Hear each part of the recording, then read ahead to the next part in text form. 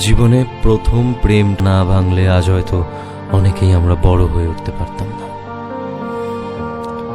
আমাদের জীবনে সেই মানুষটা মারাত্মকভাবে জরুরি, যেই মানুষটা আমাদের সাজানো গোছানো হৃদয়টাকে ভেঙে চুরে তছনছ করে দিয়ে চলে গেছে। আর সেই মানুষটাকেও মারাত্মকভাবে জরুরি, যেই মানুষটা সেই ভাঙা চোরা হৃদয়ের টুকরোগুলোকে নিয়ে সযত্নে আবার জোড়া লাগিয়েছে, আমাদেরকে বড় হয়ে উঠতে আবার সাহায্য করেছে।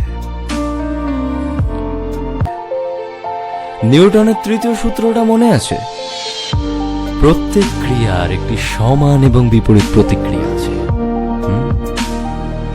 আজ তুমি কারোর সাথে ভালো বা খারাপ যাই করছো, একদিন না একদিন তোমায় সেটা ফেরত পেতেই হবে, ঠিক বুমেরাঙের মতো। এই পৃথিবীতে তুমি যার সাথে যাই করছো, সবকিছুর রিটার্ন তোমায় একদিন পেতেই হবে, সবকিছুর রিটার্ন পেতে হবে। তুমি যদি কারোর ভালো করো, তাহলে আনএক্সপেক্টেড ওয়েতে তোমার সাথেও ভালো কিছুই হবে। তুমি যদি কারোর খারাপ করো, তাহলে তোমার সাথেও সেম জিনিসটা হবে। কোনো একজন মানুষকে ব্যথা দিলে সে কতটা যন্ত্রণা উপলব্ধি করে, সেটা তুমি বুঝবে না যতদিন না পর্যন্ত সেটা তুমি নিজে পাচ্ছ। কোনো একজন মানুষ তোমার সাথে খারাপ কিছু করলে, তোমাকেও যে তার সাথে খারাপ কিছুই করতে হবে তার কোনো মানে নেই। তোমার ভেতরের যে সুন্দর হৃদয়, সেটাকে নষ্ট করো না।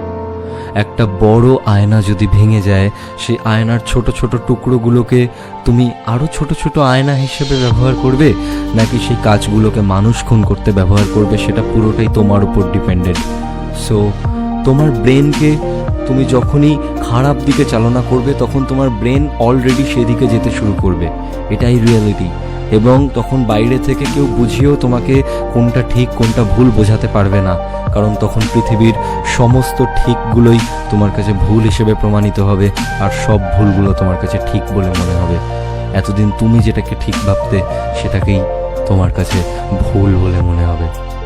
সো যে যাই করুক না কেন, তুমি তোমার কাজ করে যাও, ডু ইয়োর ওন ওয়ার্ক।